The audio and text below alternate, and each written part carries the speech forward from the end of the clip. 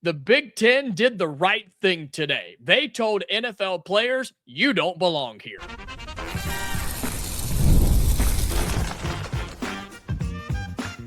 You are Locked On Hoosiers, your daily podcast on the Indiana Hoosiers. Part of the Locked On Podcast Network, your team every day. Welcome back into Locked On Hoosiers. I'm Jacob Goins. We got TJ Pittinger of Big Ten Football Addiction with us and reacting to some breaking news today. The Big Ten leading the charge, as they typically do, with changes to college football. The Big Ten had enough, TJ. They said, no, we're not allowing pro players back to college football. If you went to the NFL, you ain't playing in the Big Ten. That's what they said today. All of the athletic directors voted on it, approved it. It is official. Your thoughts on the Big Ten and probably the other power conferences stepping up and putting an end to the craziness we've had over the last couple of days? I think Greg Petitti saw an opportunity to, one, do something that was what we would probably consider, I don't know if this is super moral or immoral like Sorsby was, but I think he saw an opportunity, one, to do something that we all, it's a 95-5 issue, right? When a politician likes to make a big deal of something that the rest of America agrees on and is like, I'm fighting this battle for you guys, and then ends up like, great, but we all agree with that thing, right? Which, right. Yeah. You're not creating a new problem here. Correct. Yeah. So Tony Petitti saw an opportunity to, one, do something he thought was right, two, to make the SEC look terrible. And he's done that probably 5 times in the last 2 years. Yeah. Just absolute dog walks Greg Sankey at every chance that he gets. I think he saw the nothing burger of a statement. I literally just got texted about that statement now. Hey, did you see what the SEC commissioner put out? And I was like, yeah, nothing. He put out a nothing burger of a statement. Yeah. And the Big Ten saw an opportunity to make them look weak, which they have looked weak, not only on the field, but off the field for a couple of years now. And so he kind of killed 2 birds with 1 stone, in my opinion. He did what we all think was right, and he said, look, we're going to lead from the front. And I think that is something that, like, you have whatever thoughts you want about Tony Petitti, whether you're a Big Ten fan, you're an SEC fan, ACC, Big 12, what, doesn't matter. I think he does a good job of leading from the front. And here goes the Big Ten, not only in national championship games and the playoff and everything else, leading from the front here and saying, hey, we ain't allowing this. And I'm very interested to see. Obviously, all the talk is around LSU, and I know that Lane Kiffin's a lightning rod because of just who he is and what's going on at LSU. But all the attention's on the SEC right now and the LSU Tigers to kind of say, like, okay, how are your presidents going to vote? Are you going to do what we just did? Are we going to get the courts involved? Are we, like, what's the next step here? But yeah, shout out to Tony Petitti, because I think he did kind of what everybody else thought should have been done already. Yeah, I mean, the big reaction here is the SEC released a statement on Monday night, and then Tuesday morning, the Big Ten said, that's cute, but we're going to implement a rule. We're going to vote on it, and we're actually going to do something about it. But don't worry, I'm sure the SEC will fall in line with what the Big Ten has done. There's reports that the ACC and the Big 12, as you mentioned, are probably going to do the same. But here's the million-dollar question, TJ, that I asked immediately, and I think a lot of college football fans are asking too. How do you implement this, and then how do you enforce this, right? I mean, is it player suspensions, head coaching suspensions, monetarily, whatever it is, money suspensions, right? I mean, how do you enforce a rule like this saying that NFL players, if you declared for the draft, if you signed with a team, if you were paid by a team, if you appeared for a professional team, you cannot play college football in the Big Ten? How do they enforce this moving forward? Well, I think the president's voting on it is the enforcement, in the Big Ten specifically, right? Like anywhere else, I don't know what the answer to that is, but I'm ready to see the Big Ten coach that says, I know my president just signed off on this, but I'm going to go ahead and do what I want and try and bring a player in. So, like, I think that's almost a form of self-enforcement. Right? Yeah, because we don't have a Lane Kiffin type of coach. We don't have a screw you, pound sand, I don't care what you say type of coach. Not in this conference. Other than Cignetti, I guess, but he's not that way. Yeah, and even if Cignetti did that, like, it'd be one thing for Cignetti to buck Petitti a little bit, to buck the Big Ten. Yeah. Would he really buck his own president? I mean, the guy that ultimately has his job in his hands. Like, right. I mean, Cignetti's not getting fired over tests and limits, but yeah, I mean, even if you had a Lane Kiffin, like if LSU's president signed off on this right now, I don't think Lane Kiffin, even with how he is, would say, screw you, Prez, I'm out. You know, like I'm doing what I want. Yeah. So I think there's almost a form of self-enforcement when your president is doing this. Now, I think if Tony Petitti had come down and said, hey, we are going to implement this rule as a Big Ten and not get it signed off on, then I think you could have some. But if all of the presidents have said, yeah, we're in lockstep on this, we agree with this, it also, what it does, it avoids the battles. It avoids the court cases that could come with it, because there's nothing saying that you have to take these players. This isn't like, this isn't a situation where it's like you're costing them. Listen, they went and got their shot. They declared to be no longer amateurs, though I don't think they are amateurs at this point anymore with where we are in the sport. But they declared to be professionals, man. You've left one, you've gone to the other, you've crossed the Rubicon, right? To go back to history. Which back in the day was binding. That was it. That was pretty simple, man. This is not a, I remember even when the rule came out with the NBA, with college basketball, when you could kind of declare for the draft, but you weren't fully declaring as long as you hadn't done the waters. Yeah, I remember not even really loving that when that rule came out. I understood it. The NBA draft is much different, obviously, than the NFL draft, and so didn't love it, but kind of understood it. Yeah. This is again a policy of self-enforcement that the Big Ten is taking on. If the 17, 18, how many ever we have now, if all the ACC presidents sign off on this, all the Big 12 presidents sign off on this, I'm sure Notre Dame will come out and say, yeah, we'll sign off on this too. Like, we're not going to allow it. It puts all eyes on the SEC. Like, are you going to be the one conference that says, we'll take your pro players, man, we got to get back in that championship game? Yeah. My gut says that the SEC will eventually fall in line here too, but I don't know that I feel 100% about that. I don't know that I am completely convinced, because are they going to go piss off Lane? Are they going to go piss off LSU? Because I don't think LSU's president signing off on it without some coaxing. So that's the big question to me. And you saw Lane Kiffin's comments, and I reacted to this on my show. And look, his comments were correct. I don't like it, but I agree with it. He said, if they don't play for my team, they'll go play for somebody else. Now, that may have been put to bed with these big-time conferences declaring it not allowed and it being a breaking of a rule. But, yeah, what if the SEC says, yeah, you're welcome here. We like pro athletes. We got to win. Like you said, the SEC's desperate right now. 3 championships in a row for the Big Ten. Maybe the SEC doesn't challenge Lane Kiffin, because we know him. He doesn't care what people say about him. He doesn't care about their opinions. He'll do whatever it takes to win football games, and that is his job. That is the job of a head coach, is to win games at any cost. So I don't know if the SEC is going to do it. I believe they will. My opinion is that they will. But how much of a stink does LSU and Lane Kiffin cause if they do decide to do that? But I just think the Big Ten, per usual, is showing that they are the conference in college football. They're the leaders of college football. They're the adults in the room in this entire conversation, TJ. And thank God somebody is. I mean, Greg Sankey, I saw my buddy Graham Coffey, who is part of Dog Central, did a great just quick reaction video on, the SEC threatened for a long time to break away if we couldn't get enforcement of rules. And that's what all the talking points were coming out of Tampa when I was in downtown for SEC Media Days and all that. And so, listen, if that's your stance and you want to be the law and order conference, right, then you've got to stand up for stuff like this. And listen, I will tell you this too. The NCAA wears, it's easy to point at Lane and it's easy to make fun of Sankey and it's easy to take shots at LSU. The NCAA deserves a massive, massive amount of the blame here, more than Lane or anybody else, because the big problem is that these 2022 kids, which this is their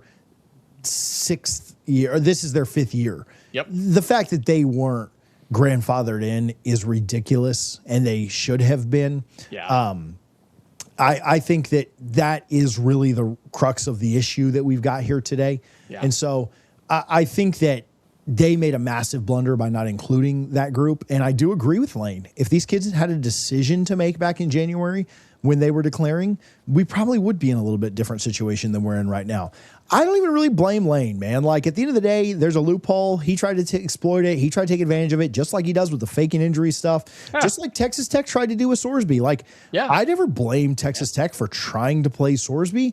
I didn't blame Sorsby for trying to play. I mean, I may have said this to you, but if I go to jail for driving 25 miles an hour over the speed limit, I'm going to ask the court to show mercy, and admit my mistake and try and get out of it. So Sorsby trying to do that, that doesn't bother me. Lane trying to play a player he's looking for a loophole, man. He wants to win games. He's paid millions of dollars a year to win games. The fact that there is a path to a loophole is really the issue. And hopefully that is being closed, not just at the Big Ten level, but all across college football. Yeah, breaking news today. Again, the Big Ten and probably the other power conference teams to follow. They announced they were going to change this rule and adopt this rule. They have voted to adopt this rule, at least the athletic directors and the presidents and everything. I believe there's one more vote later on to finalize this, but it's happening. The Big Ten leading college football, banning NFL players and former NFL players to join a team in the Big Ten. So there will definitely be more news and evolutions to this rule in our conference and other conferences across college football. He is TJ Pittinger of Big Ten Football Addiction. I'm Jacob Goins of Locked On Hoosiers. We appreciate everybody joining us today. Today's bonus episode of Locked On Hoosiers is brought to you by Kalshi. Before the season even gets started, everyone is making predictions. Who wins the division? Who makes the playoffs? Who is lifting the trophy at season's end? On Kalshi, America's #1 prediction market platform, you can trade those predictions in a live market. So you can go the college route of Indiana football winning the national championship, making the college football playoff, even to how many regular season wins the Hoosiers are going to have. Or you can go the NFL route, right? Well, the Indianapolis Colts qualify for the playoffs. You can get that and trade that at a certain percentage. It's always changing, okay? Meaning if you trade $100, you're going to get a certain payout based off if they clinch the playoffs. But here's the cool thing about Kalshi, right? You're trading against peers in a live market, meaning that there is no house. And so as the probability changes, you can buy in and out of your position. Trade the draft pick, the game, and more on Kalshi. Download the Kalshi app and use the code LOCKEDON to get $10 when you trade $10. KALSHI, Kalshi, trade on anything. 18 and up only. Restrictions and eligibility requirements apply. Event contract trading involves risk and may not be suitable for all investors. Kalshi products are not available for all jurisdictions. Prices, values, and available markets may differ from those mentioned. For more information, see kalshi.com/regulatory. And today's bonus episode of Locked On Hoosiers also brought to you by Odoo. Running a business should not feel like you're trying to connect a bunch of systems that were never designed to work together. One app for accounting, another for inventory, another one for sales, and somehow none of them are talking to each other. That's where Odoo comes in. Odoo is an all-in-one business management software that brings every part of your business together in one powerful platform. From sales and accounting to inventory and marketing, everything works in one place. Odoo is one platform to manage, grow, and scale your business. The best organizations know that success isn't just about the talent, it's about having everyone working towards the same goal. That's true in sports, just like it is in business. And Indiana football is the perfect representation of that. The Hoosiers have won national championships with a bunch of 3-stars, okay? But it didn't matter about the talent on the team. They were good, but what mattered more was that everybody was working together, that everything flowed, everything was connected, and they knew what their end goal was. You can do that as well with your company. Great organizations win because operations matter. That's why you should get Odoo. Try for free today at odoo.com/lockedon. That's odoo.com/lockedon. All right, welcome back into Locked On Hoosiers. Appreciate you being here again, making this your first listen or your first watch every single day. And thank you for being here on this bonus episode. Thank you to our buddy TJ Pittinger for joining us in a breaking news scenario of the Big Ten stepping up and doing the right thing. So we'll see how that evolves. But speaking of evolving, we got some good insights from Curt Cignetti this week about the quarterback 2 battle, the backup quarterback situation for the Hoosiers. And I did a show earlier today about a lot of the updates that Curt Cignetti gave us on the tight ends, on the second cornerback spot, even some special team stuff as well. So be sure you go and check that out on today's full episode of Locked On Hoosiers. But he also gave us good insights on the backup quarterback. And we talked about this a couple of weeks ago when fall camp began about who was going to be QB2, who was going to back up Josh Hoover, because obviously he's the starter, but you got to have somebody behind him just in case, right? Last year, it was cool to see Fernando Mendoza obviously do his thing, and then Alberto got to come in and play quite a bit of snaps in several fourth quarters, so much so that a power conference team in Georgia Tech wanted him and has named him their starting quarterback, okay? And so you had that, and to a certain extent, you felt comfortable with what Alberto was able to do. You felt comfortable with the backup quarterback situation. And it doesn't matter what team you're on or what team you cheer for, pro, college, high school, there's a reason the backup quarterback is the backup quarterback. It's because he's not as good as the starter. Breaking crazy news, I know. But you still need to have somebody back there ready to go that's at least capable of working through the offense. And Curt Cignetti says that Grant Wilson definitely has the edge. That's the quote. Definitely has the edge over Tyler Cherry right now in fall camp. Not overly surprising, right? Tyler Cherry being the young guy, the redshirt freshman. You've got Grant Wilson, who is in his 18th season of college football. Not really. He has played a lot of years, though. So it's no surprise that Grant Wilson is ahead of Tyler Cherry. I think we can all agree, and this is my opinion, that the ceiling of Tyler Cherry is much, much higher than Grant Wilson. Grant Wilson is what he is. He's a fine quarterback. He can go through the motions. He can run the offense, kind of, right? He can turn around and hand it off. He can dump it off to people, and he can make a couple of nice throws. But he's not going to light the world on fire. But in a pinch, if Josh Hoover gets injured for a couple of plays or gets injured for a game or for, God forbid, even longer, then yeah, you got to have somebody in there that knows what's going on and isn't going to, pee themselves when they get into the football game. Grant Wilson is that guy. And I think that's what the coaching staff is seeing right now in fall camp.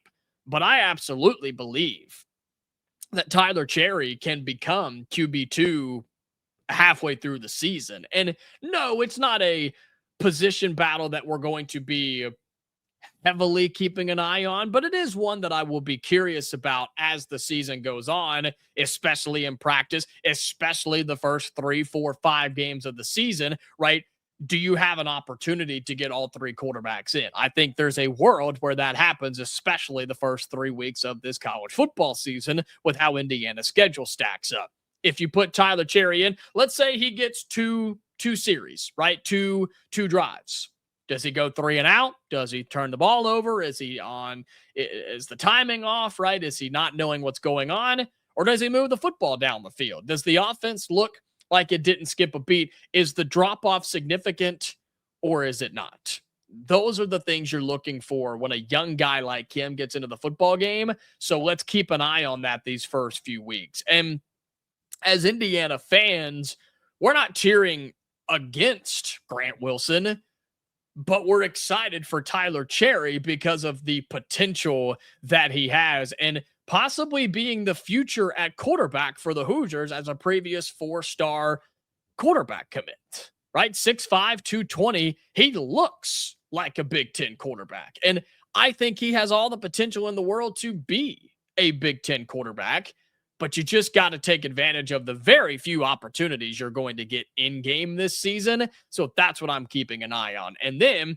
you look at what the future of quarterbacking looks like here at IU, man. You just continue to stack high school quarterback talent to where you might not have to go to the portal in years down the road to go and get a starting level quarterback. That's the hope. I think that's what Indiana would like, because as much as we don't want to admit it, you're not going to strike gold every time. Curtis Rourke, awesome. Fernando Mendoza, legendary. Josh Hoover, we're expecting big things out of him as well. But eventually, you're going to swing and miss. And eventually, you might not be able to get one at all or not get the guy that you want. So you want to develop guys behind them as young puppies in that quarterback room. So thought that was interesting from Curt Cignetti this week, saying that Grant Wilson definitely has the edge over Tyler Cherry. But what is Tyler Cherry's evolution like this season? How much more comfortable does he get? What are we told and what do we see in the few times that he's going to get in some football games, especially early in the season? I have big expectations for him, and I know the team does too. It's just how quickly can he become game ready as what is most likely QB3 as of right now. So we'll wrap up today's bonus show right there. Again, breaking news earlier today. Thank you again to TJ Pittinger for joining us, and then some more updates from fall camp, the final week of fall camp for Indiana football. So be sure you subscribe to the YouTube channel. You follow us on those audio podcasting platforms as well. And check out today's full show where we do talk comments from Curt Cignetti about some more glaring position battles for this team and some big updates out of fall camp as the Hoosiers are gearing up for week 1 of the college football season. So check out today's full show. We'll have another one for you tomorrow, Hoosier fans. So until then, stay safe, and I'll talk to you later.